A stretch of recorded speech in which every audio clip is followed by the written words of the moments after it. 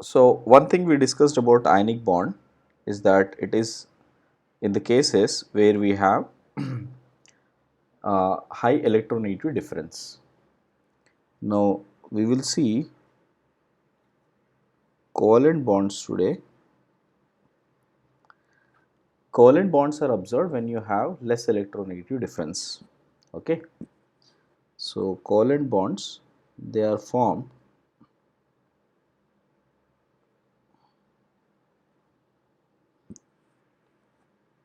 by sharing of electrons,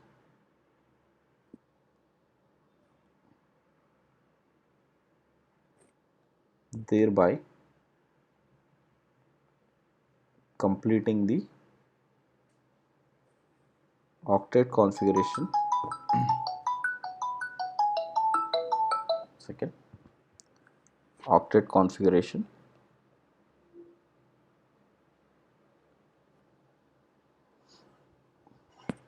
or noble gas configuration.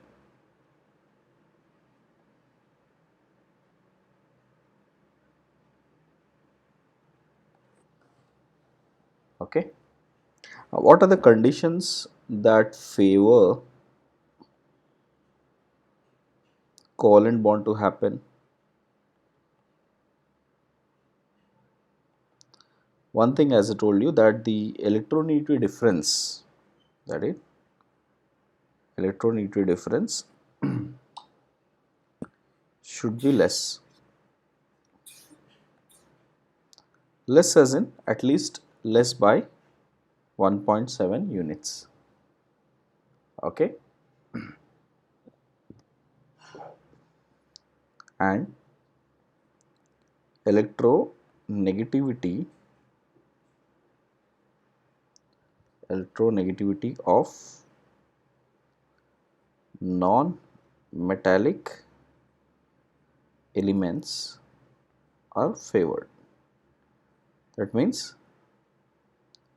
elements which are more non-metallic are usually favored here. Okay. Valence electrons in this element should be 4, 5, 6, 7 and so on. For instance, carbon, nitrogen, oxygen, fluorine. They would usually show a lot of covalent character. Okay. So if I classify covalent bonds,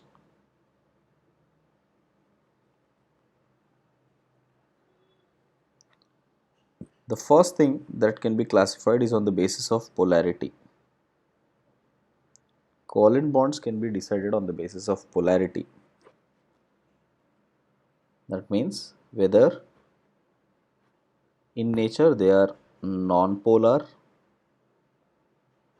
or they are polar. So if they have non-polar, if there are non-polar, then we usually call they have non-polar bonds. Okay. In short, the overall dipole moment, we'll be studying about dipole moment slowly, but remember it that way that the overall dipole moment of the molecules must be 0. These are all few compounds whose dipole moments is 0. Polar compounds like H2O, NH3, alcohols, okay, HCl. These are all the compounds whose dipole moment is non-zero. Okay.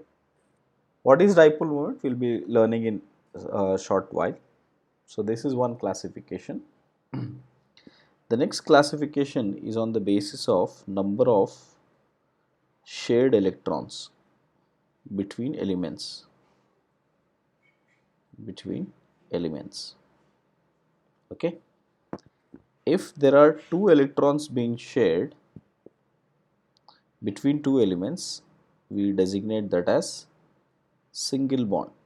Okay. For example, between carbon and carbon, if there is one bond written, that means it is single bond. If there are 4 electrons being shared, we call it as double bond. Okay, when carbon has double bond like this is the representation. and when there are 6 electrons being shared, you call it as triple bond. See, triple bond, see, this is how we write it. This is the other classification. Okay. The third classification is type of overlapping. What is the type of overlapping between the atoms or between the elements? Okay. If it is head-on overlapping, head-on overlapping, also known as end-to-end overlapping, end-to-end overlapping, we call the type of bond as sigma bond. This is called as sigma bond. And if it is sideways or lateral overlapping, we call it as pi bond, presented as this. Okay. These are the three important classifications we got to understand. One is on the basis of polarity, one on the basis of number of shared electrons, the third one is on the basis of the type of bonds which are happening. Okay. Correct. What are the objectives we will be learning in this? Okay, let me mention few questions. One thing we will be learning is what are the properties of covalent bonds. This is the first thing we will learn. Okay, what is coordinate covalent bond? We shall learn how are electrons shared between the atoms in a molecule.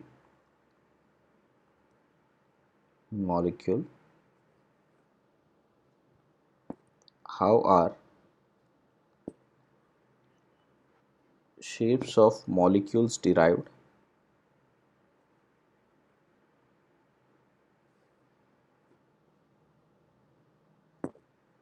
How does overlapping of electron cloud takes place?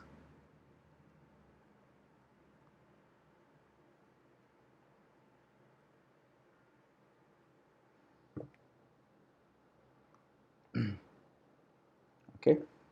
What are the bond properties of covalent bonds? Okay. These are the main objectives in this covalent bond chapter. Okay. Correct.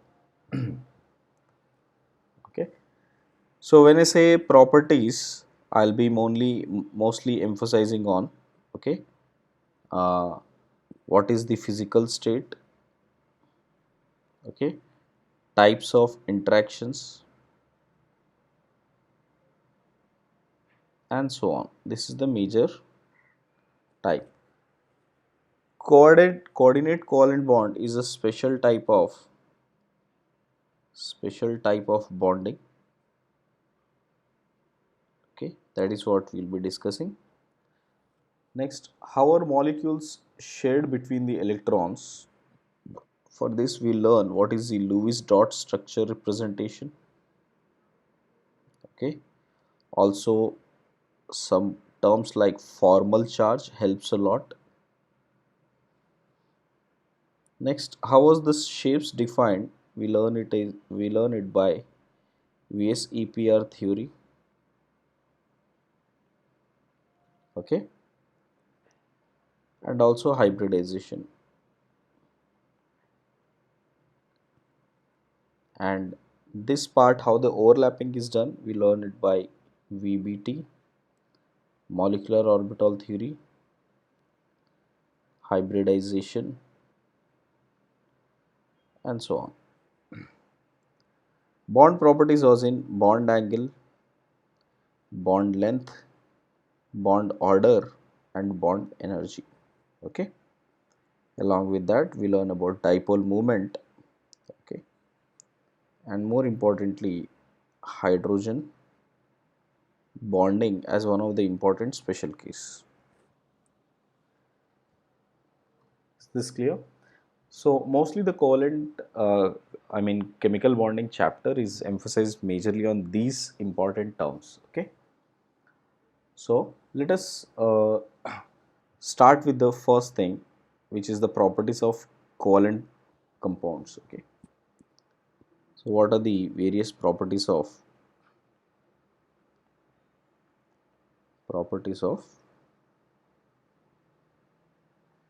covalent molecules?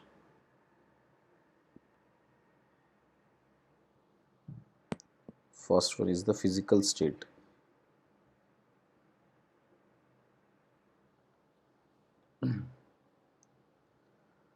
Now, usually covalent molecules, when they generally exist in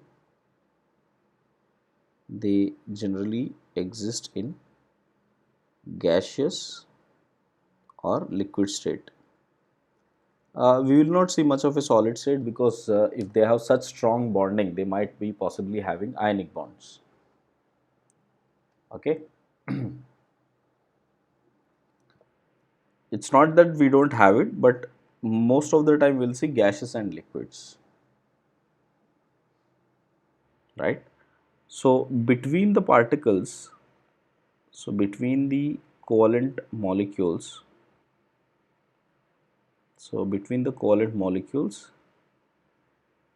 we have van der Waal attractive forces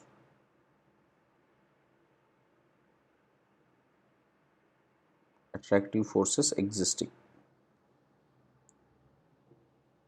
Okay. So if the van der Waal attractive forces are very strong, then only we see it might have solid state existing, otherwise it would be in liquid or gaseous state. Okay. Usually what we need to learn is that uh, van der Waal attractive forces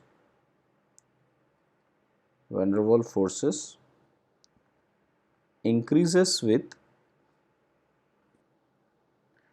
increase in surface area of particle, surface area of molecule. Okay. For example, if you take about gases, okay, you will see fluorine, chlorine, nitrogen, oxygen, hydrogen. These are all molecules which exist in gaseous state. On the other hand, if you see liquids, Br2, CCl4, CHCl3, CS2, they all exist in liquid state. Okay. Now you could anticipate that the surface area occupied by these molecules is increasing. So as the surface area is increasing, possibly they will have much stronger interaction, hence they are existing in liquid state. If the surface area increase further, then we'll have solid molecules, solid covalent molecules like I2, P4, S8, graphite, okay, diamond. These are all the molecules whose surface area is very large. Okay. Well, diamond and graphite are like the special cases because they would have covalent as well as bond interactions as well as molecular interactions. So other than that, if you see I2, P4, S8, they all exist in solid state at room temperature. So which suggests that they might have a very large surface area, that's why it is happening so. Is that clear? Right? So what are the types of solids we usually see when there are interactions here? What are the types of solids we see? First type of solids we see are ionic solids. Okay. Ionic solids do form when we have cation and anion present, positive and negative charges present, which leads to form crystal lattice. Okay.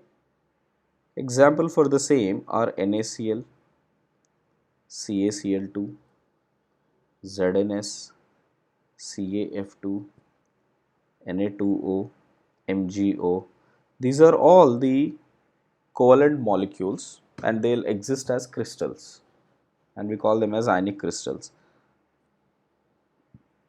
Then we have metallic solids as in metal atoms in groups. Okay, like silver, cadmium, copper, okay, gold. Now the interaction between them, between the atoms, will lead to something called metallic bonds, and hence they will form as metallic solids. The third type of interactions to form solids are molecular solids. Molecular solids, as in we just saw that molecules having van der Waal interactions. Okay, in the case of I2, okay, we saw how we have P4 or graphite. These are all the cases where we call them as molecular solids. I think the type of solids are clear. Okay, so this part of molecular solid is very important for us because we are talking mostly about these molecular solids. Okay, so this would usually see when one atom combines with another atom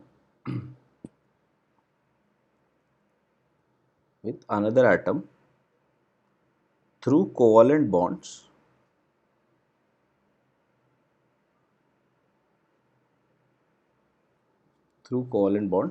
and many such molecules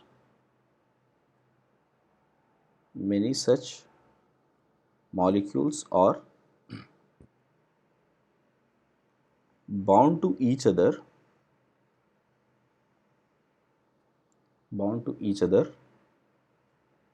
in solid state, okay, with the help of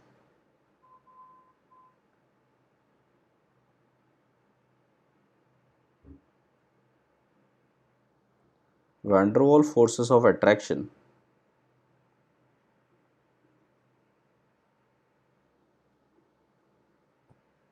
or a special type of van der Waal attraction is known as hydrogen bonding, or hydrogen bonding are called molecular solids.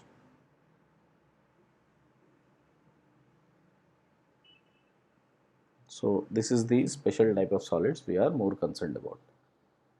Okay, any doubt here, guys? Okay, now since I'm talking about molecular solids, okay, check this. I would strictly not consider graphite as one of the molecular solids. Now, why I don't consider it? Let me tell you. This molecular solid is further divided into another category known as covalent solids. Covalent solids or known as network solids. Okay, covalent solids or network solids. Now, what is the difference between this molecular solids and here is, okay, uh, in this every atom is bound by only covalent bonds. Okay, there are only covalent bonds throughout. Got it? And you would see it is completing octet, you know, and another way of writing is every atom every atom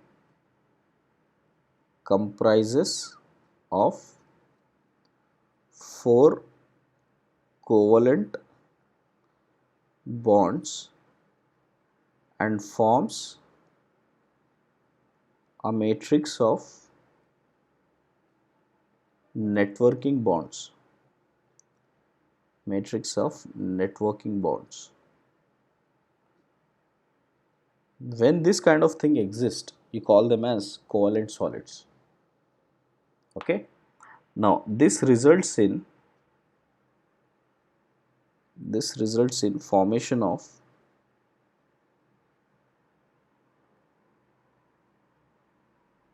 giant molecule. Like diamond is called as a giant molecule. Got it? For instance, if we check out diamond, we will see it should always have bonds continuously existing like this, and you can see at least every carbon would have four bonds existing. Got it? Now this way the chain keeps running. Okay, I hope you got this. This is how the structure of diamond would be.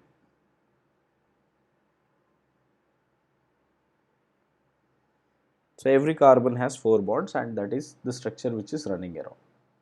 Now if you see silicon, silica also has a similar structure where it is connected by oxygen like this, and another silicon, oxygen, silicon, oxygen, oxygen, silicon, oxygen.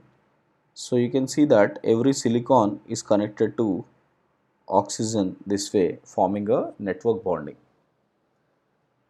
So few important examples you must remember, guys, is that diamond, see diamond, SiO2, which is silica structure, okay, ALN, aluminum nitride, SiC, also known as corundum, okay, sorry, carborundum, is known as carborundum, and these are few examples of network solids. Graphite is a mixture of both. Graphite is mixture of network plus molecular solid. So it would have a network on layers and molecular on second layer. Got it? So that way it is been distributed. As we go towards group 14, we will be discussing more in detail about how the graphite structure, diamond structure looks like. As of now, our objective is to only distinguish the types. I hope you guys understood this, right? So the first thing we have learned is the physical state and what are the types of solids in this. Okay. Second thing we learn is about melting point and boiling point.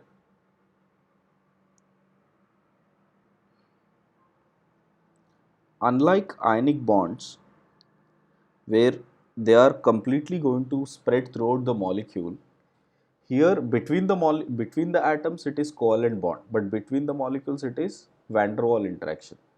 Hence the melting point and boiling point are not as strong as that of ionic bonds.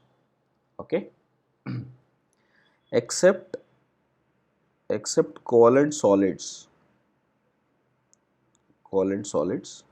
Okay, other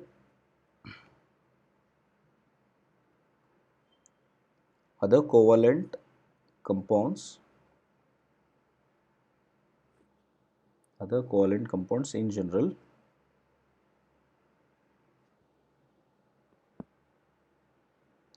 have low melting and boiling point.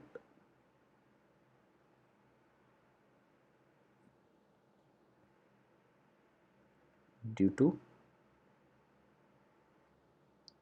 weak van der Waal forces.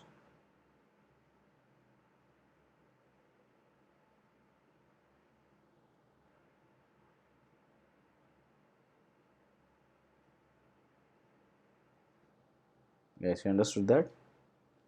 Okay. So in general, that is the case, that melting point and boiling point are quite weak in it. Okay. Third, we'll see conduction of heat and electricity.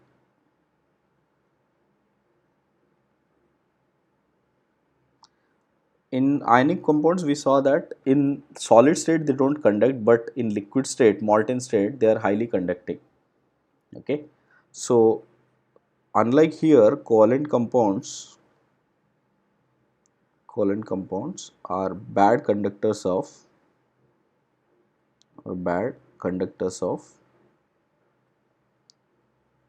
heat and electricity, except graphite. Except graphite, generally they are very bad conductors of electricity. Correct. Now in the liquid state, if they are polar covalent compounds, polar covalent compounds in liquid state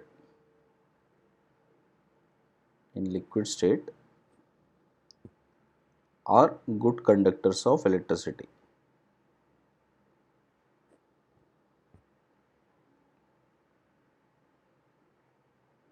When I say liquid state, it is only pertaining to aqueous form, not molten form, aqueous form. What I meant to say, suppose if you take HCl, HCl is a polar covalent molecule. The minute you add it to water, it will form into aqueous ions, and once you have ions, they will be conducting in liquid. Okay, so that's how they will conduct electricity. Okay, fourth important aspect is solubility. Okay, generally you will see covalent compounds in general are soluble in non-polar solvents, because we'll always have the perception that when we have covalent compounds, they may not have lot of dipole moment. Okay, for example, if you see bromine, CCl4, CHCl3, CH3Cl, CS2, benzene, toluene, okay, esters, these are all the compounds which are usually represented as non-polar compounds. Okay, so in non-polar compounds, usually covalent compounds are more soluble, but again here it depends upon what you are adding. Suppose if you are adding any non-polar compound to these solvents, they will definitely get easily dissolved. But if you add a polar covalent compound, they would prefer to be more soluble in polar compounds. And you have learned this as a saying that like dissolves in like and dislike dissolves in dislike. So if it comes to polar covalent compounds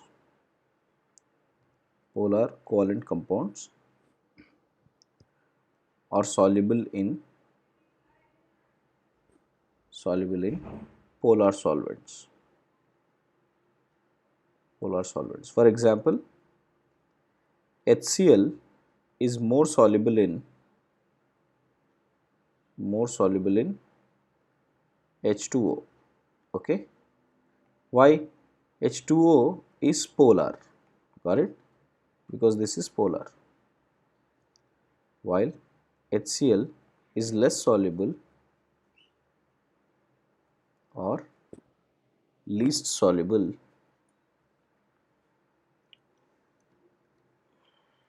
in benzene, and reason for the same being benzene is completely non-polar.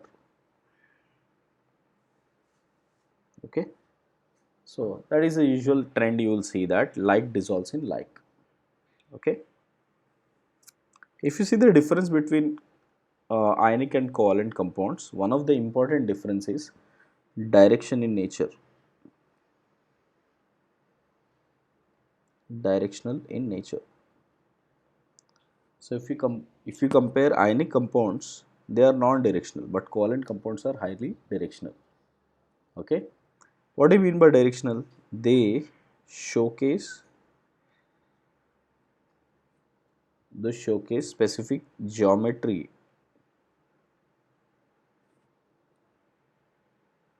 or arrangement in space.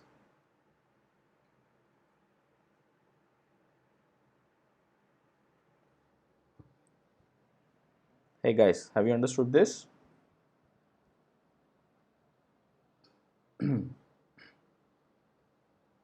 Right? So that's the way it is to be understood about properties of covalent compounds. Okay. The second aspect which we will see, okay, so far I think we have studied about the first aspect, that is properties of covalent molecules. The second aspect is, how the type of bonding is happening, that is sharing of electrons, how the sharing of electrons take place. At the start of the chapter only, if you just recall here, when we started, got it, we learned something called Lewis dot representation here. You can see this, right? This is the Lewis dot representation. This Lewis dot representation is something which will be very useful for us here to showcase the bonding type, how the bonding is happening. Okay. So if you take any Lewis dot structures, it would be easy for us to showcase how the actual bonding is happening. Let me show with few examples. Suppose if at all there is a molecule H2 molecule. There are two ways you can show. One is only dot way or dot and cross way. So let me show both. H, if one H has one valence electron here, the other H has one more valence electron. If both of them share electrons this way, okay, and if you see their vicinity, like this is the vicinity of hydrogen now, and this is the vicinity of other hydrogen. Got it? Now this can be represented as H single bond H. You can see that there are two electrons being shared. Two electron sharing is one single bond. Okay, and this pair of electron which has been shared.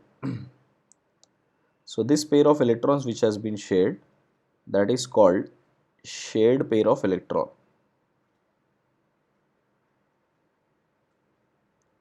Shared pair of electron, or also known as bonded pair. We will be using this terminology a lot. Okay, BP, that is bonded pair. Okay. Similarly, if you see F2 molecule now, in F2 molecule, based on the dot and dot product, you would see there are 7 unpaired electrons here. So you can see that there are 7 unpaired electrons plus another F which also has 7 unpaired electrons. If they combine with each other, they will share 1 electron each.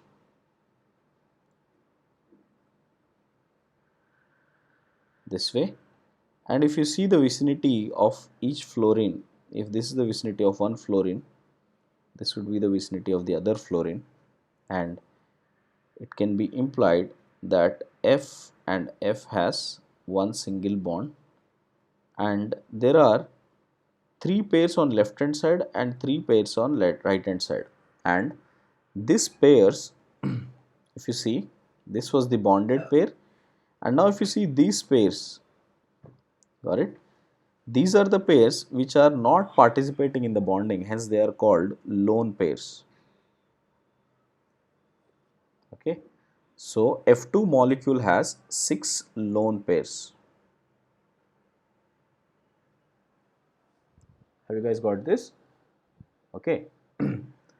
The other term for the lone pairs is an unshared electron pairs. Got it?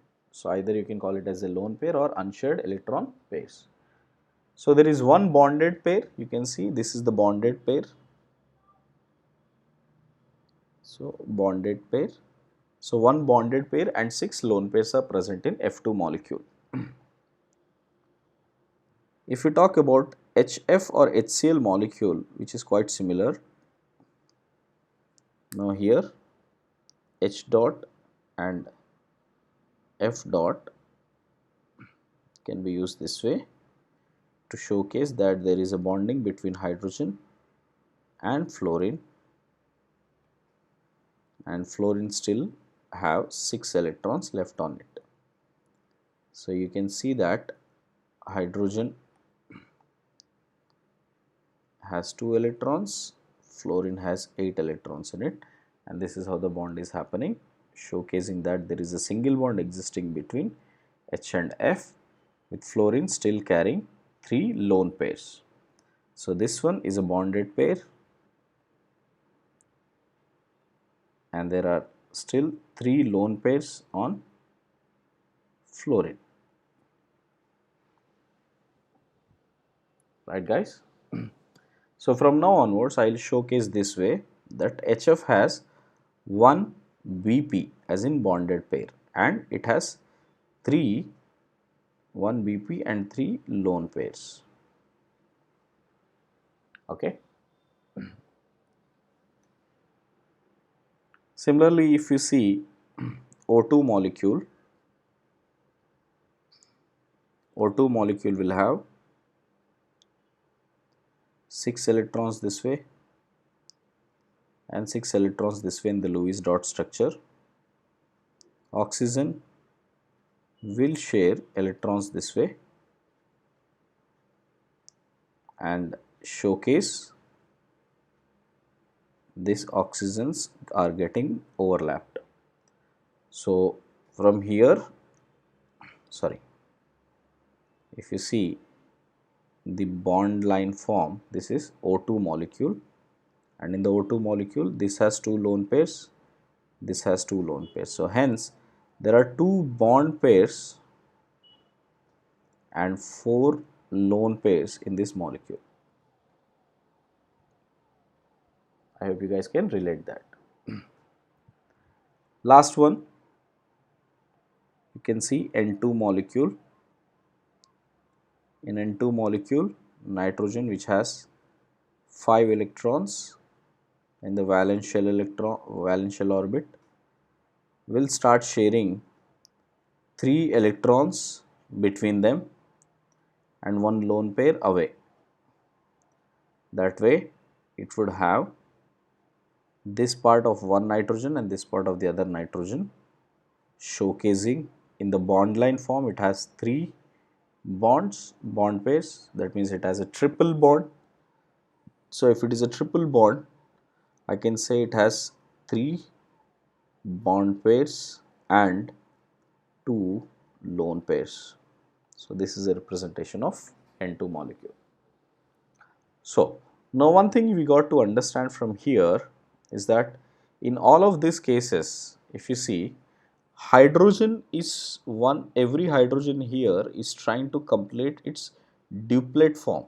This is called the duplet form because hydrogen usually does not have second shell, so it is happy with first orbit getting completely filled, which is 2 electrons.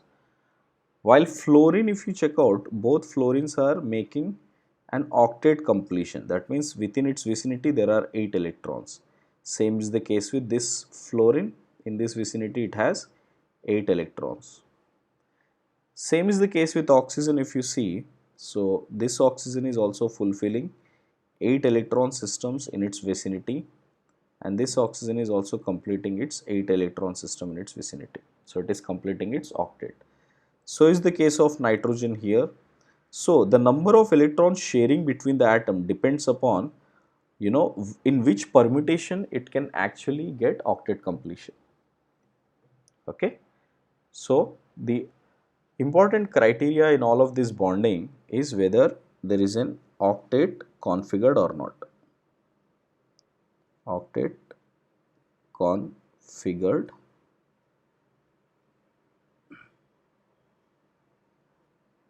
octet configured atom should be present. Okay, got it. So this is called the octet rule as well.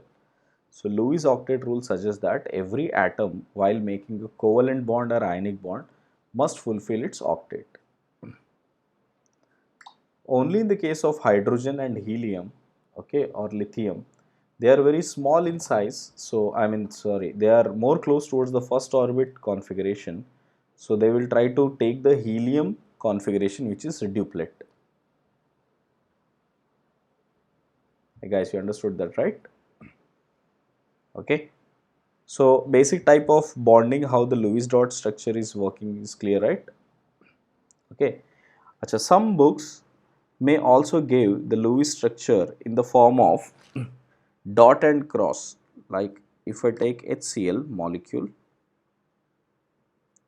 they will represent one atom in the form of dot and the other atom in the form of cross, just to showcase that, which atoms are exactly getting bonded, just to have a little bit more clarity on the types of atoms. That's all. Okay, like this is bonding like this. Okay, it is not going to make much of a difference, but this type of a representation is more helpful when you have lot of atoms present, like in the case of H2SO4. Okay, so then this cross works better. Okay, so otherwise it is absolutely fine. Any doubt here? Okay, see, so we have learned two things so far. If you check out the list on which we are starting with, so we have learned all the physical type of interactions, right? Then how does the Lewis dot structure works? Next thing we learn about is the special type of bonding, which is coordinate covalent bonding. Okay, so let me showcase how the coordinate covalent bonding works. Coordinate covalent bonds. Okay,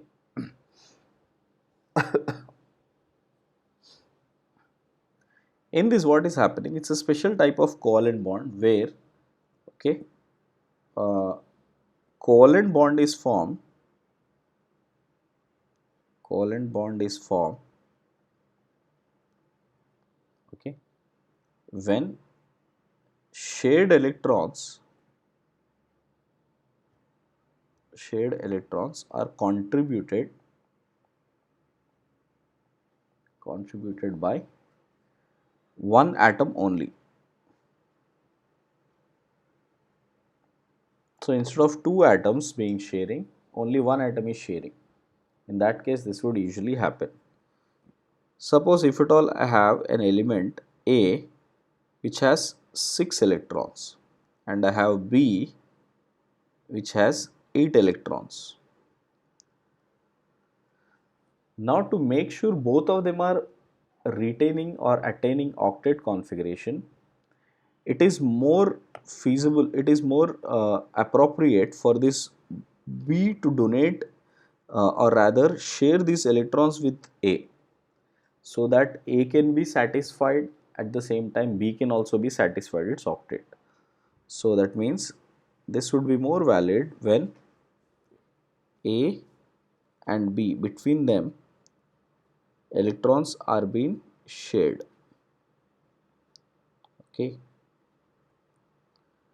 then you can see that now A is fulfilling its octet, B is also fulfilling its octet. So this also has 8 electron system. Okay, at the same time B also has an 8 electron system. So this way both of them are fulfilling their octet configuration. Got it? In the bond line form, how to represent this? If you check out, we should represent it this way, that A is getting help from B. Its electrons are intact. B electrons are intact. One pair is being shared only from B. This is the way to represent. This is the bond representation. okay, or the same can also be represented as if A has gained one electron and B has lost one electron, hence A is getting negative charge, okay. So it has gained one electron, B has lost one electron, and rest all electrons of B are intact. Watch this carefully, correct. So here also you can see that octet is been, we can show this as an octet completion of A and this is octet completion of B, okay. Now here what happened, B initially has lost electron to A, imagine it that way. So that means A must have gained one electron, so it is showing that extra negative on its surface. B has lost its electron, so it is showing extra positive on its surface, and both of them are sharing one electron each. That's how a bond is forming, okay. Hence I can say that again the octet of A is complete here. So A is completed its octet. At the same time, B has also completed its octet. So because that is also showing 8 electronic system. So this is the way you can show that both A and B are completing their octet. Okay. So for instance, if we have few examples, we'll check out on few worked out examples that will give us more clarity. Okay. Suppose if we have to draw ozone O3. Okay. Ozone does have a coordinate covalent bond. So let me show how it looks like. So ozone actual structure would be oxygen, double bond O and bond like this. This is actually the bond line structure. Now let me split this into the octet Lewis structure. So that means oxygen has two lone pairs, the left one, and then there are two electrons being shared with the central oxygen and that has one lone pair, and the other lone pair is being shared by the same oxygen to other oxygen which already has 6 electrons of its own. Now if you see carefully, so this oxygen of the left hand side and the center oxygen, both of them have shared 2 electrons each and they are fulfilling their octet. But the central oxygen with the right hand oxygen is sharing electrons, but the terminal right side oxygen is not sharing any electron. Hence there is a coordinate covalent bond existing between the second and third oxygen. So if I take this as first, second and third oxygen, first, second and third oxygen, you can see second and third oxygen has a coordinate covalent bond, okay. Hence that is the reason why this is the representation. And as I said, the same representation O double bond O with dative bond with this coordinate covalent bond showcasing the lone pairs also. You can see this is the lone pairs and this is how it is looking like. Now I can show this arrow as, okay, bond line form also as pure covalent bond like this, with this showing positive, left of the lone pairs are same, and this showing negative. This is another way of showing it, okay. So this representation is something which we will be using a lot, okay. Now the charges which I have written on these elements, right, okay, the charges which I have written in these elements, these are what we call it as formal charges. These are not actual charges, this is not like ionic charge, okay. This is a hypothetical charge which will give to the elements showcasing their bonds. Got it? I hope all of you understood that. So what we have learned here, important thing what we need to note is, okay, in a coordinate covalent bond, okay, if B donates a lone pair,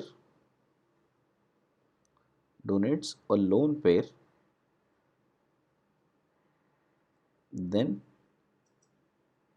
A accepts a lone pair. So ultimately this is what is happening if at all B is donating it to A, correct? This is how it is happening, okay? When this type of bonding happens, okay, the donating species is called Lewis base. This is called Lewis base, and the accepting species is called Lewis acid.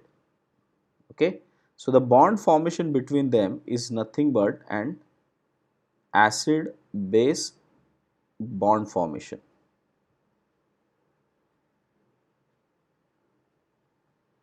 Got it?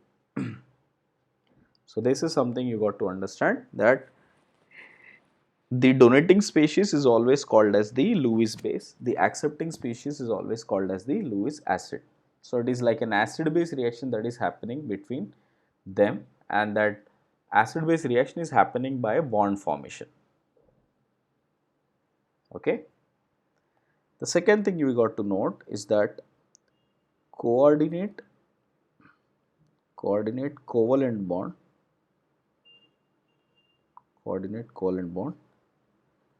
is also termed as dative bond.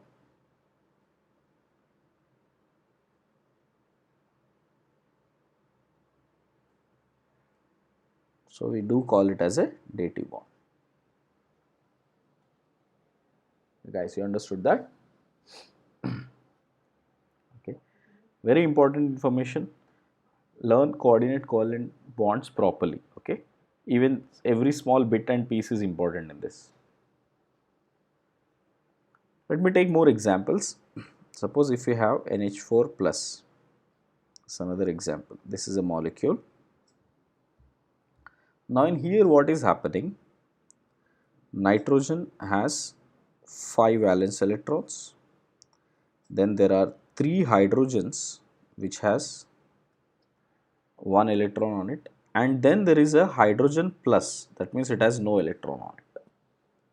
This is how they have been combined.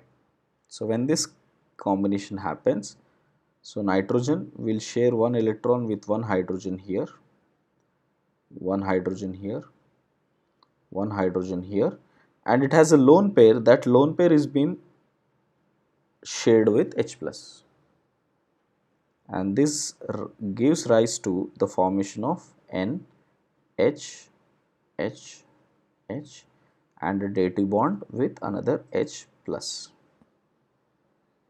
Okay, right, this is how it is. Now if this dative bond I have to showcase in terms of covalent bonds, how can I write? N, H, H, H, and also single line, right? That arrow I can write it as a dash, and I write it as H, and I'll give this as plus and H as minus, but H already has a plus, so plus minus will become 0. So this will be the new representation. Understood? So NH4 Lewis structure, if it is given, both these structure representation are correct. This is in a dative bond style, this is in a complete covalent bond style. Okay. Sorry. I hope that is clear. Let me show another type of example. Carbon monoxide. In carbon monoxide, we have carbon with 4 single electrons and oxygen which would have electrons this way. I can showcase here, since it is morely about dative bond, I will showcase like this, and imagine these two getting bonded. So carbon will try to share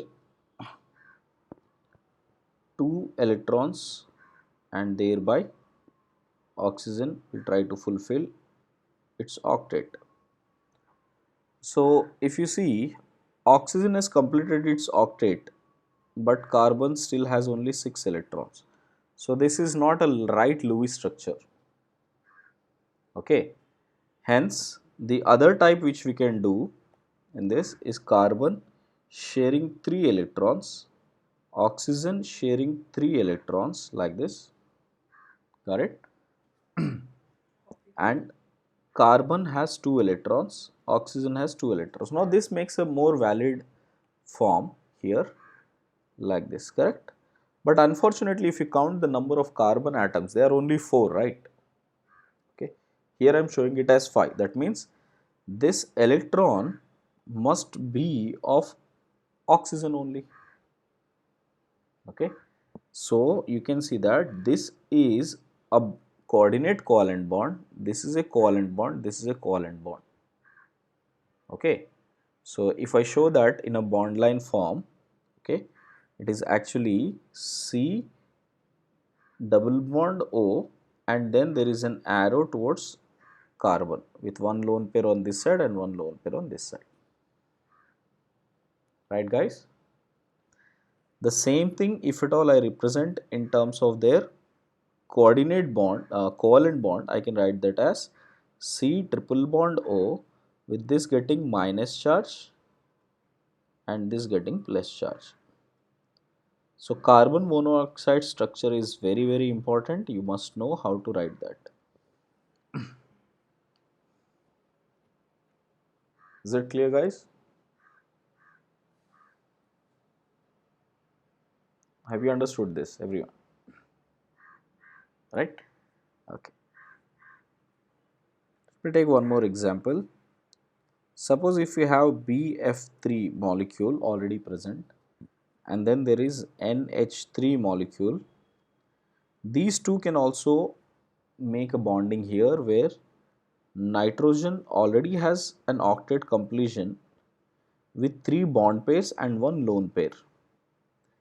Boron on the other hand only has 3 bond pairs and an empty orbital. Its octet is incomplete. So the lone pair from nitrogen can actually be donated here, and that makes a coordinate covalent bond or a dative bond something like this. F, F, F, nitrogen we have H, H and H. So this is the bonding which you will have. This is writing in dative style. If you write it in purely covalent style, how do we write down that? H, H, H, B,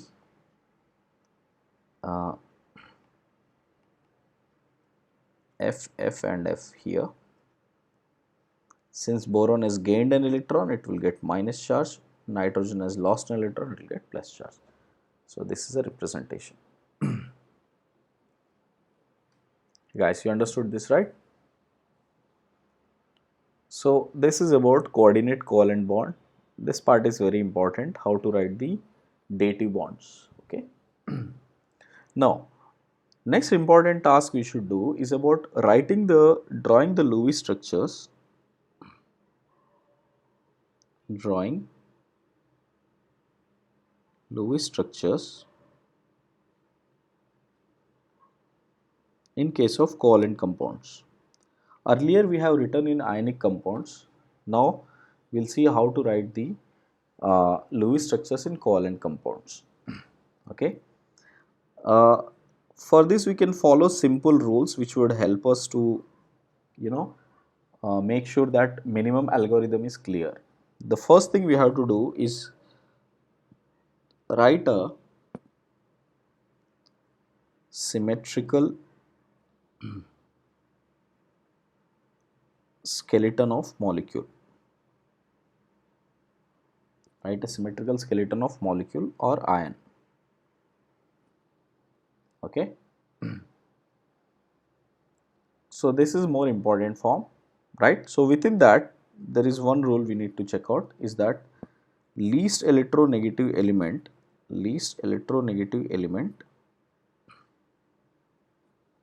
okay, usually takes as central element position. Okay. For example, if you have carbon dioxide, in carbon dioxide you will have CO and O. Okay. If we have sulfur dioxide or sulfur trioxide, then we will be writing that as SO and O like this. Okay. Acha. Well, I don't have to showcase the bonds here. Okay. But you got to understand this is the skeleton which we have to write. Okay. Well, there are few cases where more electronegative element will be central atom, like in the case of H2O. Here oxygen is at the center and hydrogens are far away because there is no other alternative. Okay. But other than that, if nothing much of an information given, we'll always write less electronegative element as the central atom. Next. Uh, usually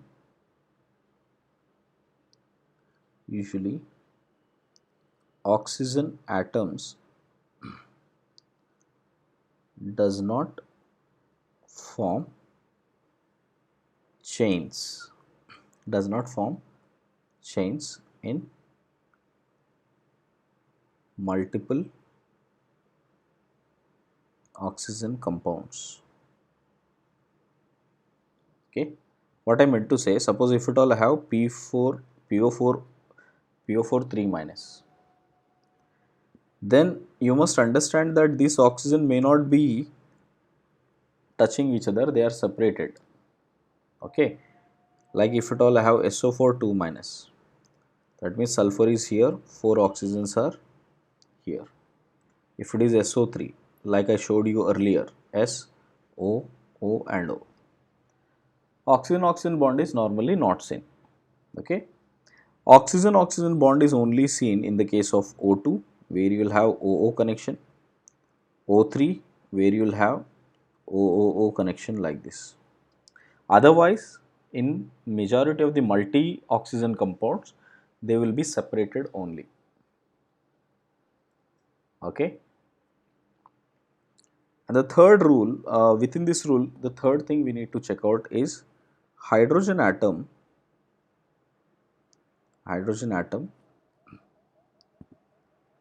bond to oxygen atom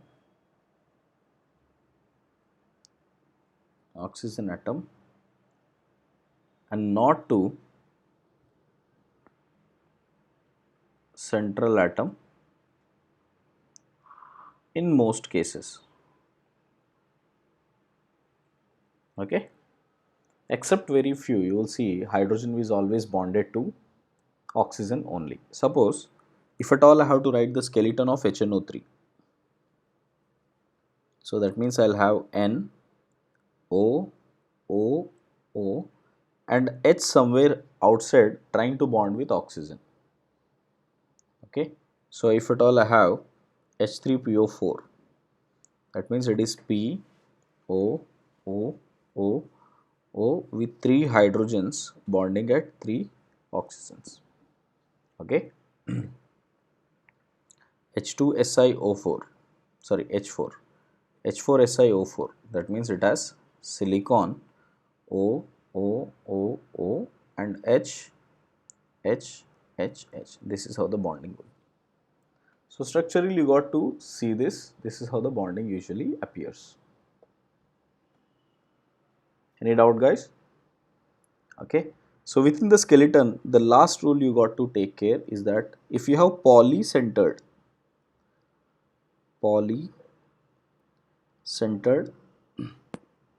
species, draw the symmetrical skeleton.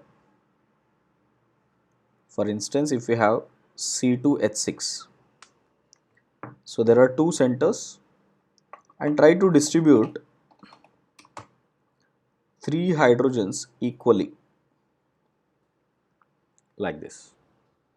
Okay, so that means possibly there is a bond here, here, here, there might be a bond here, here, here and here like this. Got it? So I'm trying to keep as much symmetrical as possible. I think the first rule is clear how to write the skeleton. Right. The second rule in writing Lewis structures is about calculating the number of electrons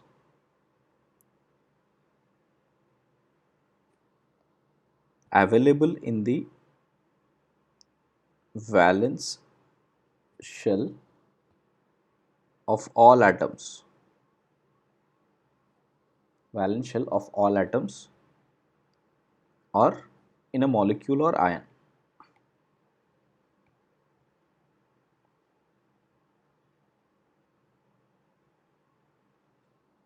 Okay, and we usually represent that with V.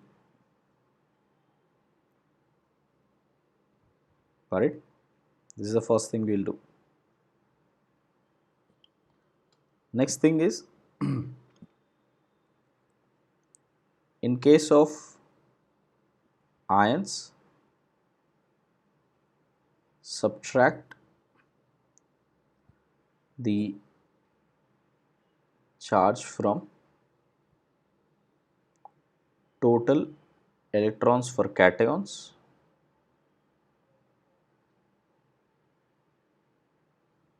and add the charge to total electrons in anions. Okay, this is rule number 2. What I meant to say, suppose if I take SO4 2 minus, so I'll see that sulfur has 6 valence shell electrons. There are 4 oxygens, they will also have 6 valence electrons plus 2, because it is an anion I have to add the 2 charge also. So implies V will be equal to 32. V is in total valence electrons available. Got that? Right. So the third rule is calculate the total number of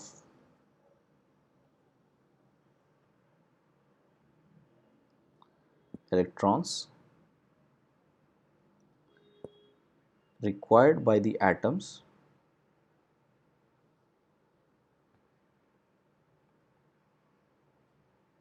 in the molecule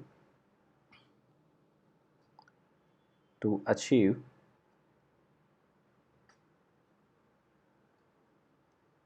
noble gas configuration.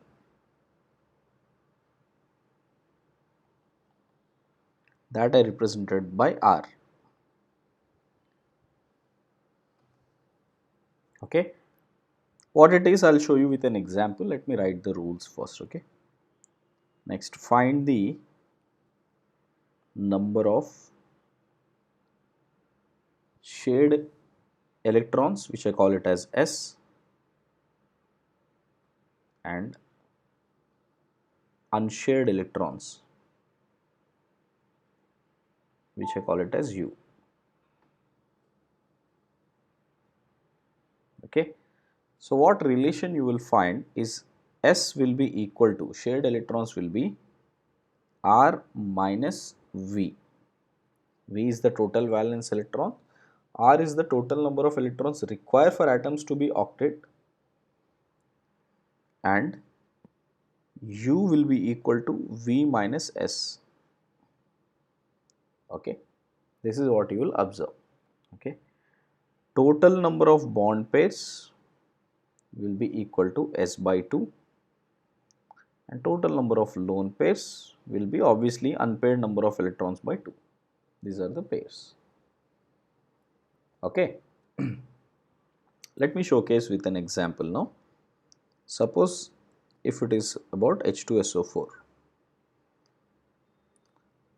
Let me check what is the V value. V value will be 2 plus 6 plus 4 into 6. Total 32. I think you can figure out, right guys? I don't think there is much of a problem in understanding that. Right. Next, what is R? R as in, for every element what is the nearest octet configuration? For hydrogen it is 2 na. So for every hydrogen we require 2 electrons, plus sulfur, one sulfur requires 8 electrons, 4 oxygens requires 8 electrons. That is their ideally completing their octet. So therefore that would be the R value. So ideally for every element, what is the octet completion or duplet completion? That is what you have to write. So that will be the R value. So S will be equal to, that is how many sharing that has to be done, will be revealed by R minus V. Okay, R minus V is nothing but the common electrons, right? That should make sense to you now. When I show the bonding, it will be more clearer. And unpaired electrons will be, okay, total valence electrons minus shared. That remaining will be your unpaired electrons only. Hence, bond pairs will be 6 and lone pairs will be 10. So I think the information is clear, guys. Let me showcase this by Lewis dot structure. For H2SO4, what we will do, first we will make sure sulfur is being written here, then I'll put 4 oxygens here and 2 hydrogens here. So I am following all the rules, trying to get a symmetrical structure with less electronegative element at the central atom, surrounded by oxygen, surrounded by hydrogens which are connected to oxygens. Okay. Now, first thing what I'll do, I'll always start with completion of octet for central atom. Got it? So, how can I do that? I need to make at least one sharing on either of the side, right? To make a bond, at least I need to make one sharing. Within one pair of sharing with every oxygen, my octet is complete. For sulfur, you can see that the octet is finished. Okay. Now, try to finish the octet of the top carbon and top oxygen, bottom oxygen. So, I require 1, 2 and 3 lone pairs. Same I can do here, 1, 2 and 3 lone pairs. That is also done. Again, hydrogen will have one bond with oxygen, so make one bond on this side. So left oxygen and right oxygen both have 4 electrons each, so they require at least 2 lone pairs here. Now can you figure out all the octet is finished? Okay, so see the number of bonded pairs here now. So bonded pair, bonded pair, bonded pair, bonded pair, bonded pair and bonded pair. So how many bonded pairs we saw? 6, right? That is what we got it. Check out. So how many bonded pairs we got? 6 bonded pairs. Okay, guys. See the number of lone pairs now. Lone pair, lone pair, lone pair, 3, 4, 5, 6, 7, 8, 9, 10. So you can check out there are 10 lone pairs. Okay. 6 bonded pairs and 10 lone pairs in this. Right, guys? And if you see the Lewis structure wise, sulfur has also completed its octet. Oxygen has completed its octet above. This oxygen has completed its octet. This oxygen has completed its octet. This oxygen has completed its octet. This has completed its duplet. This has completed its duplet. You can see. Right, guys? Okay. Now, let us understand this. Sulfur in generally will have how many electrons on it? 6 electrons, right? Valence electrons. Okay. So it appears like it is sharing only 4 electrons here. Now what I'll do, I'll try to signify the same sulfur electrons differently with cross. Okay. See the same structure, I'm writing it again. Let us try to relate that. Sulfur, if it has cross, I'll write it in cross form. Okay. It has total 6 electrons. So one it is bonding on this side, one it is bonding on this side and 2 here, correct? This way. The other oxygen which is present here, that may be sharing one electron, and the same oxygen is sharing with one more hydrogen electron. Here also it is sharing with one more hydrogen electron, right guys? That means if this octet has to be complete, this sulfur must be making a dative bond only, right? It can't make a covalent bond, simple covalent bond, it has to make a dative bond. So the other oxygens may not have to share the electrons. Now this is the way you can show the structure now, correct? So if at all I write the bond line form for the same, it is HO SO H, which is this sulfur making a dative bond with oxygen above and below, correct? I hope you guys understood that. Acha, what if at all I have to showcase, by the way, this is the Lewis structure, understood? If at all I write it in a bond line form with purely covalent bonds, so how do I represent that? SO and H with single bond, sorry, with single bond oxygen, single bond oxygen with minus minus, and this gets 2 plus. Yes or no? So this minus 2 plus and minus which I have written, these are the formal charges. So as per the Lewis structure rules, if I write H2SO4 structure, what is the formal charge of sulfur? The formal charge of sulfur is plus 2. Hey guys, you understood this? Okay. Now I would want you to try in a similar way, same data, the way I have figured out the data, I want you to work out on PO4 3 minus, NH4 plus,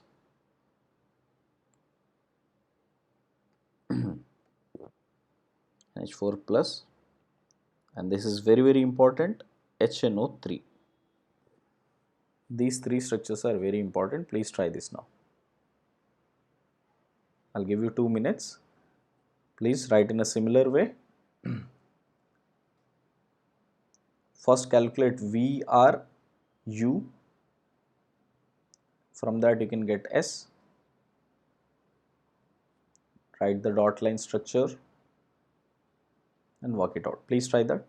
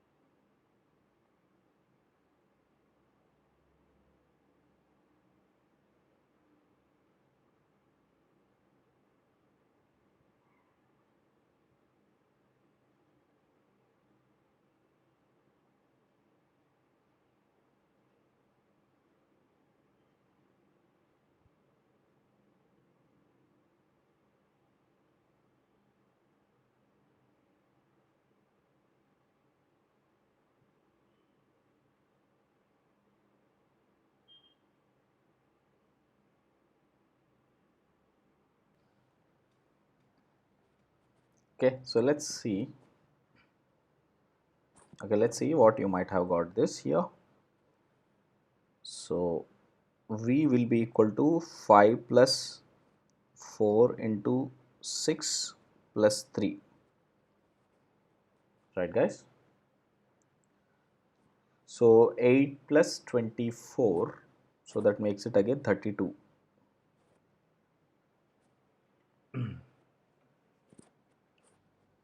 So the valence electrons are 32, so R would be equal to 8 into 5 atoms, so which makes it 40.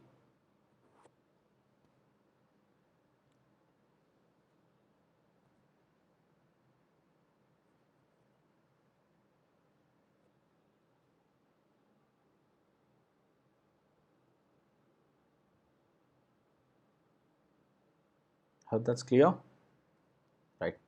So S will be equal to R minus V, that is 40 minus 32, which is 8. So that means there should be 8 shared electrons. Okay, just a minute.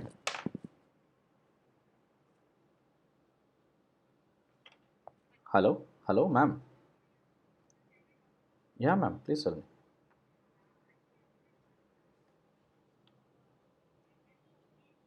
हाँ ma'am.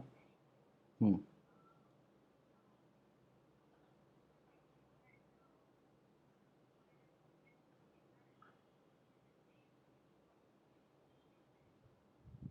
No, that will be quite less. Hmm. Maths तो नहीं है ना ma'am NEET में, सिर्फ bio है. नहीं. No no, वो फिजिक्स और केमिस्ट्री के लिए ज़रूरत पड़ता है, बट एज सच नहीं है. हम्म.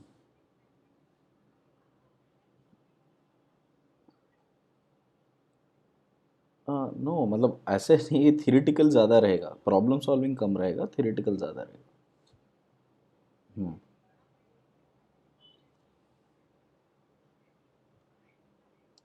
नहीं नहीं, पूरा objective ma'am, complete objective. JEE Main जैसा है ना वैसे ही है. 150 50 50 क्वेश्चंस होते हैं. सॉरी 100 50 50. या मैम. नहीं मैम, मैं नीट वाले बैच को नहीं पढ़ा रहा हूँ, दूसरे सर पढ़ा रहे. नीट का काफ़ी अच्छा है मैम, इधर उल्टा नीट का काफ़ी मतलब लास्ट ईयर भी काफ़ी अच्छे थे. There were almost 18 doctors. 18 doctors a day, 18 MBBS. Yeah MBBS मतलब सीधा डेफिनेटली गवर्नमेंट सीट्स ही होंगी. Yeah okay ma'am.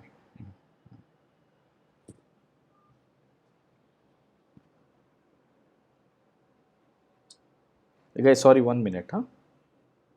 Done with my call. 1 second. Sachin sir is calling.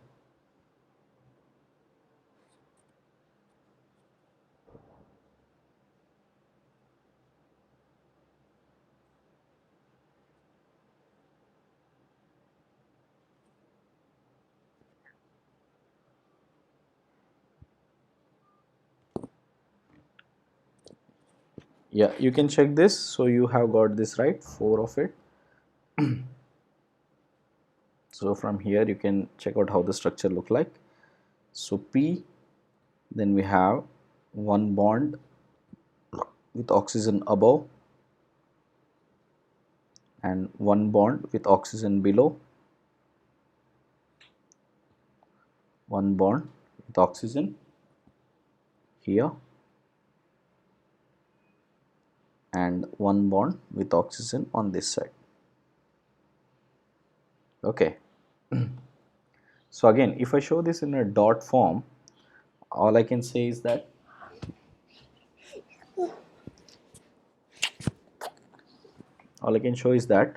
this dot forms here. What does dot form means? I'll show you very clear. Okay, from here, here and here. Imagine that these three are being shared by okay, sorry, 1 second. What does shade by? Be What shared does- by What does phosphorus shade by? 3. What Okay, does shade means? and these two are also shared by phosphorus. Okay. Daddy, I want to play something. Okay. I'll keep the volume Down. this much. Okay? I'll keep the volume this much only. So now you can see that if I light the bond line form here, we have O, P, O, O, and then a dative bond O here, right guys? But there is an extra electron this that is present now in the here as well as here. There is an extra electron present. That extra electron represents that there must have been a minus charge on it. Got this, guys? This is the structure you got, right? Subodh, any doubt? Okay, NH4. I think for NH4 you must have got that V will be equal to 5 plus 4 into 1 minus 1 equal to 8. R would be equal to 4 into 2 plus 8, which is 16. So shared would be 8, unshared is 0. Okay. So that gives us a structure like N, H, H, H and H, and one sharing here, here, here and here. So obviously one has been dative bond. We have just shown that earlier with this NH4 structure. So you know that this is how it is with one dative bond with H. So I can write that as a covalent bond line structure also. So you should be able to find that.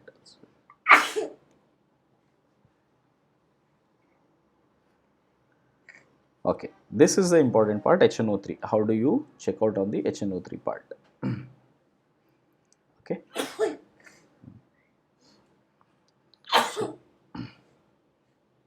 So when it comes to HNO3, you can see that N being the central atom, oxygen, oxygen, oxygen and hydrogen. This is how it is.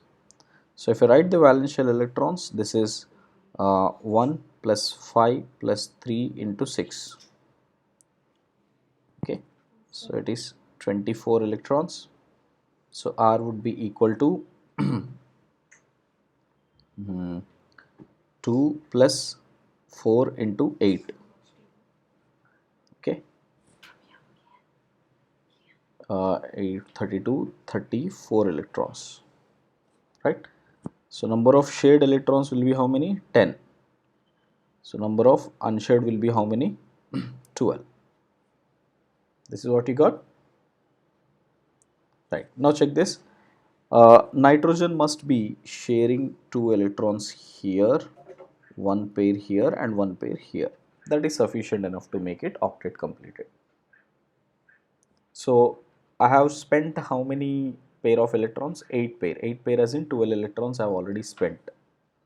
Okay. So that means 8 electrons I have already spent on it. So now I have to share 2 electrons here, sorry, 2 electrons here, that's it. So 10 shared electrons have been done. So the unshared electrons, there are 12 of it. So 1, 2, 3, 4, 5 and 6 pairs. So I think 6 pairs are done here as well. Got it? Any doubt on this? No. Okay. Now you can see the problem here is that one of the oxygen is not completing its octet. Okay. So that means this bond must be dative bond. Then only it can be fulfilling its octet. Both of this nitrogen and oxygen. So hence if I write the structure here, so it must be N double bond O and N single bond O H with one dative bond O. This is how it is. Right guys? So this I can write it in the bond line form as HO N double bond O single bond O with minus and plus charge. So remember this when it comes to HNO2 structure, okay, HNO3 structure, this is how it looks like. Okay.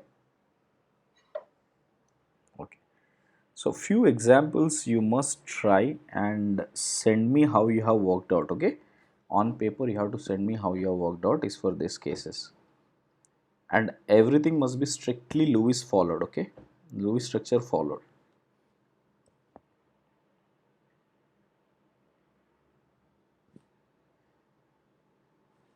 These are few compounds you must try. HClO, HClO2,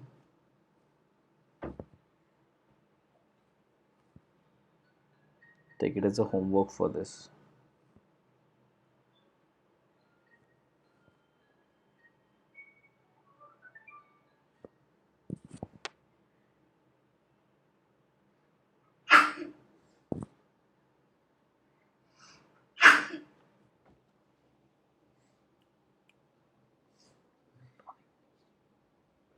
Tonic, which one?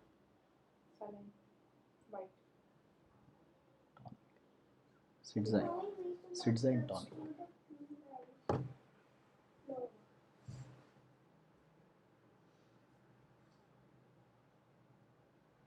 Done? So please note all of these examples first.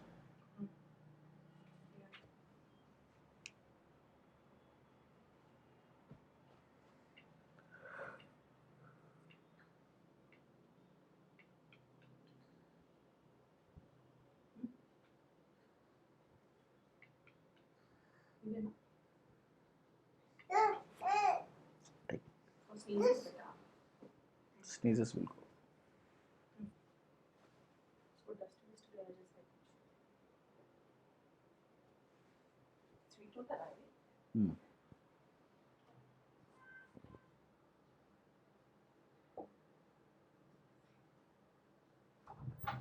Done? Shall we go ahead? Okay. Now the other part which we were studying in this is formal charge. So if you are able to figure out how to write the formal Lewis structure, you should be able to get the formal charge as well. Okay. Formal charge is a mathematical formula which signifies, right, hypothetical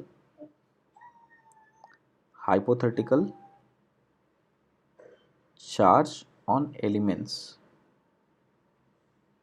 don't be fast. of a Lewis structure. We should not go to the yellow things. Or else it will hit it. Okay. So formal charge will be equal to total number of valence electrons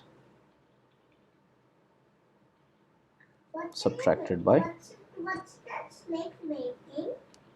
total What's the snake number of making? lone pair electrons Mommy, what's this snake making? minus half It's a into fire. Mommy, total number of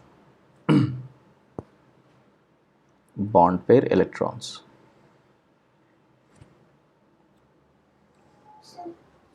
Okay. Like for instance, if we check out few examples, if you take H2SO4, okay, so in H2SO4 we figured out that the structure is like this.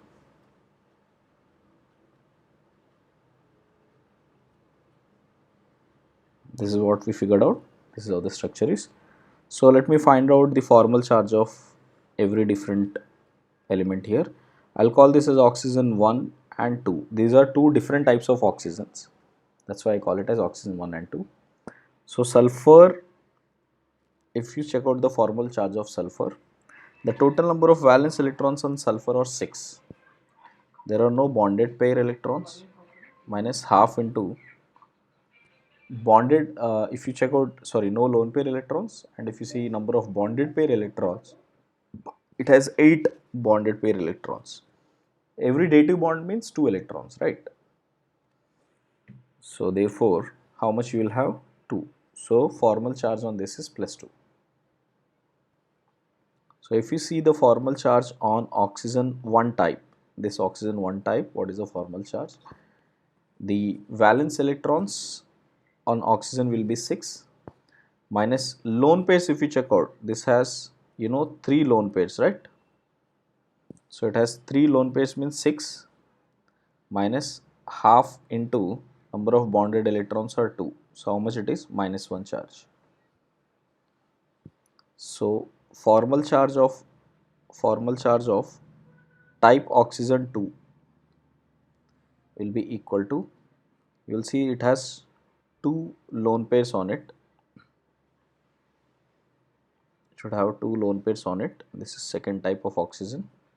So 6 minus lone pair electrons are 4 minus half into bonded electrons are 4. Both sides there are 2 single bonds. So therefore it is 0. Okay. So if you just go back and check out the structure here, that is what we have figured out, right? यहाँ पे देखो. So oxygen has -1 charge, -1 charge, and sulfur has +2 charge, and both the left hand side and right hand side oxygens have 0 charge. So that is what we can figure out from here. Formal charge of any of the hydrogen, because these two are symmetrical hydrogens, so it is valence electrons is only 1. In hydrogen, valence electrons is 1, no lone pairs, there is half into 2 bonded electrons, so that is 0. So that will be the charge as well. Okay. So the same thing you will do for all the examples which I asked you. Okay. Earlier, examples which I asked you, you write the entire structures and then write the formal charges of the same. This is a 1 hour practice which you have to do. Okay. So sit thoroughly for 1 hour, write all the structures, write the formal charges, make a habit and be very clear about it. Okay.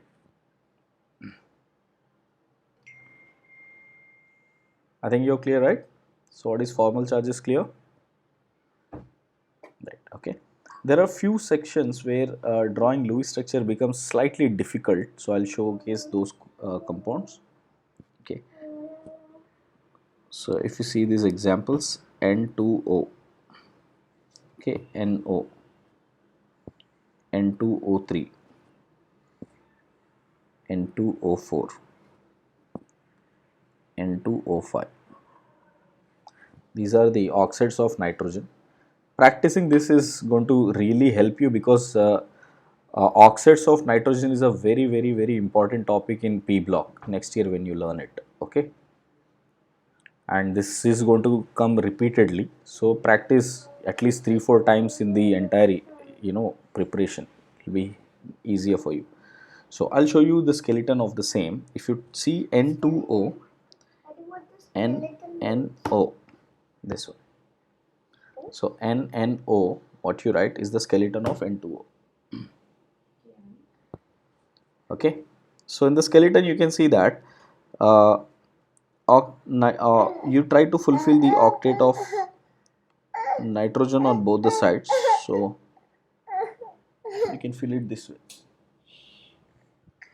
So don't put it. Okay. Right. Now you check out on the other side of the oxygen. So you'd have 1 lone pair here, 1 lone pair here, sorry, rather 2 lone pairs here and 2 lone pairs here. This is N2O structure. Okay. So if you write the octet is complete on this side, it is complete on this side, it is complete on this side as well. Okay. And see, the central oxygen has 1 extra electron on it. Okay. And left side nitrogen also has an extra electron. That means there is some problem here in this structure while you are writing. Okay, oxygen sharing 2 electrons is perfectly fine, but nitrogen sharing 2 electrons with the other nitrogen is not helping it to form an octet. Okay, so that means this must have been a single bond only. So this must have been a single bond here. Okay, or single bond which can be applied as a dative bond. So hence I can have N dative bond with another N double bond O. Okay, But this also has a problem.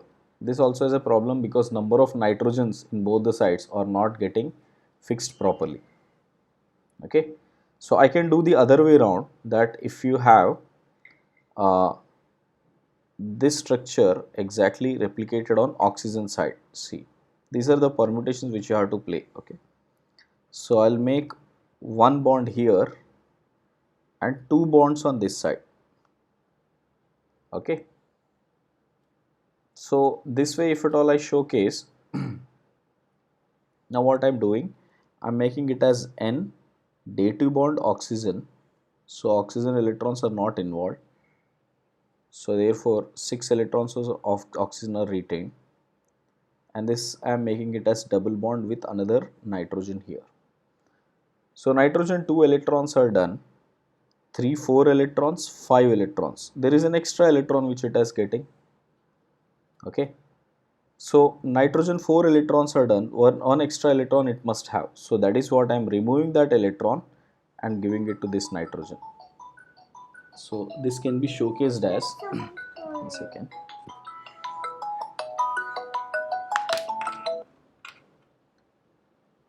Hello, हाँ सचिन बोलना, call कर रहा था.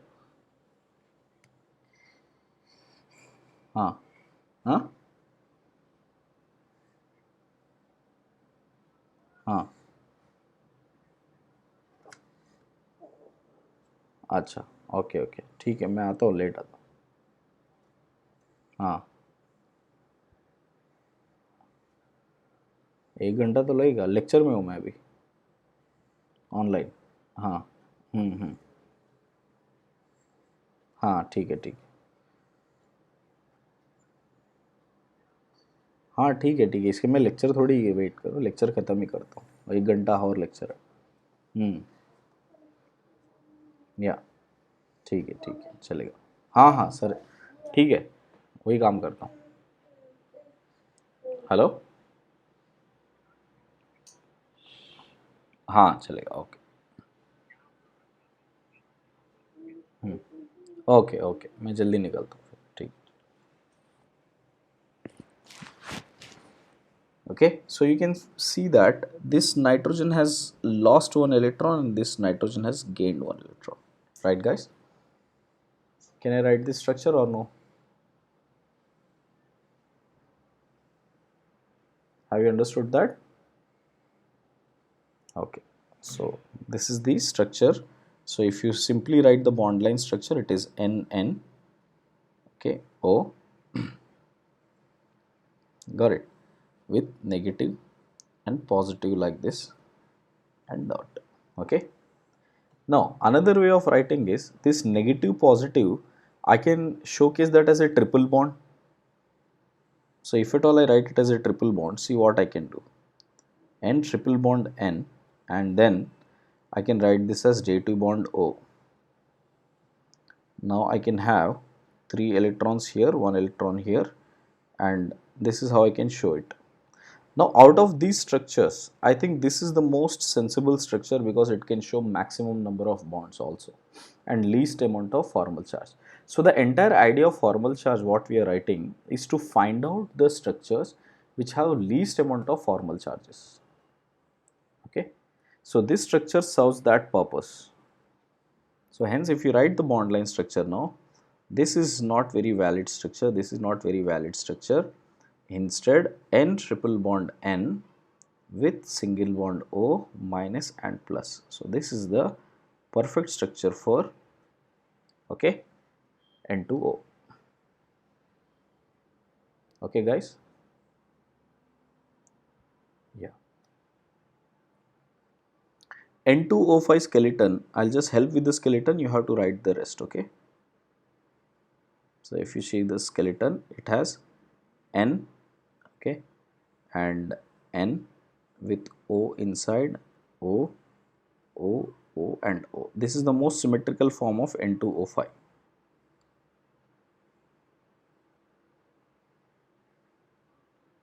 Figure out how to write the structure.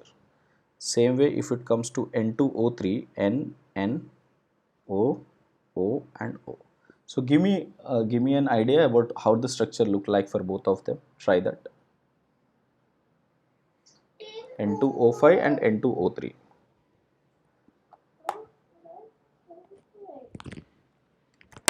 Kian. I'll spread Pac-Man, but you can't got your Pac-Man. Is it? Yeah, and the Pac-Man gone. The Oh. Pac-Man was gone. See, it's really like HPS liquid. 5 years 5 plus అంటున్నాడు first standard 5+ సరిపోతుందా?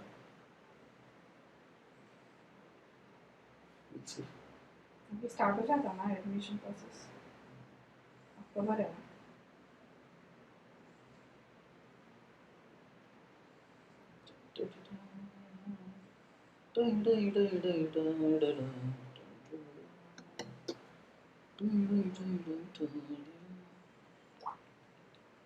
भर के रख दो form.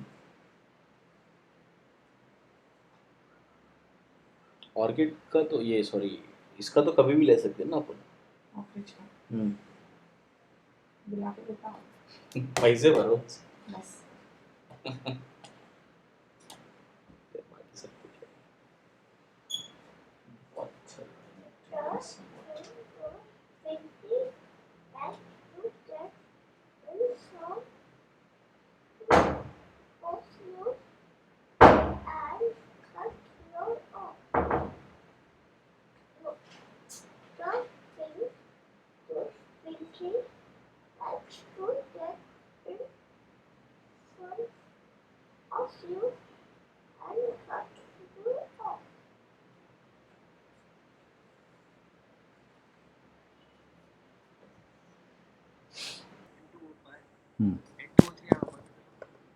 हाँ okay try that finish it. इधर मत देखना तुम लोग ट्राई करो मैं बीच में I put that skeleton here okay.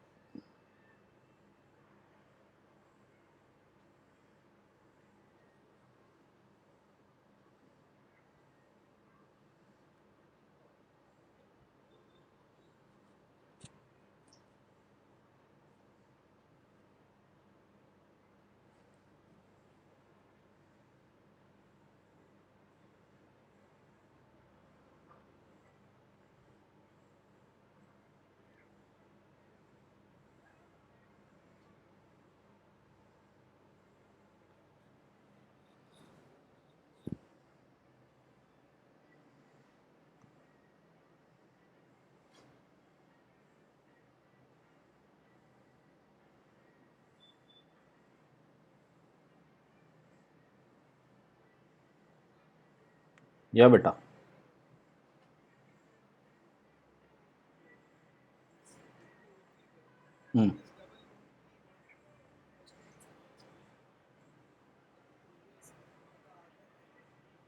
अच्छा बिटवीन 2 नाइट्रोजन से double bond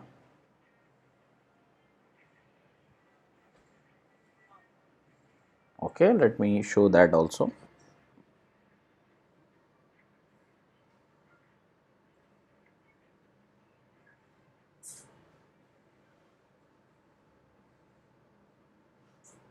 like this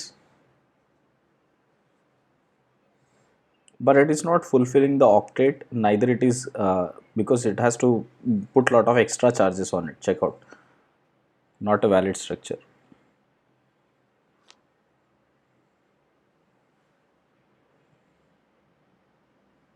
only one nitrogen is satisfying the other nitrogen is not।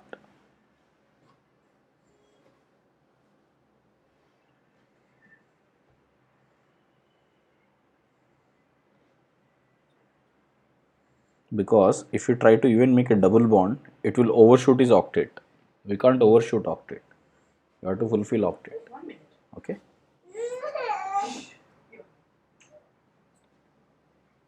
But then in the first structure, the first nitrogen is also it is I didn't write any of the lone pairs yet। let me write all the lone pairs first starting from here check out one lone pair here, two lone pairs here, three lone pairs here, and two lone pairs here. See, it is valid now. Octet is completed, and least amount of formal charges. There is hardly any formal charges here. Okay.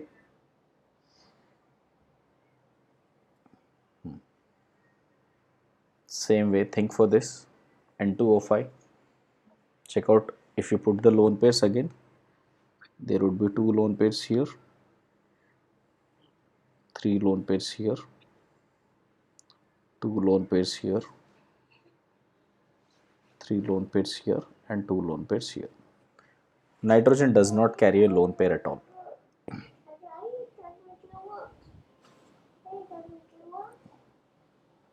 Why?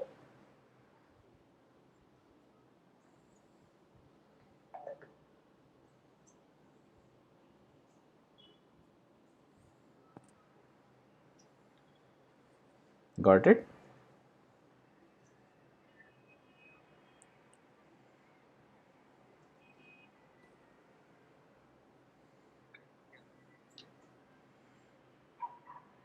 Okay. Next, what you will see, the next compound NO and N2O4. First, let me write NO and NO2.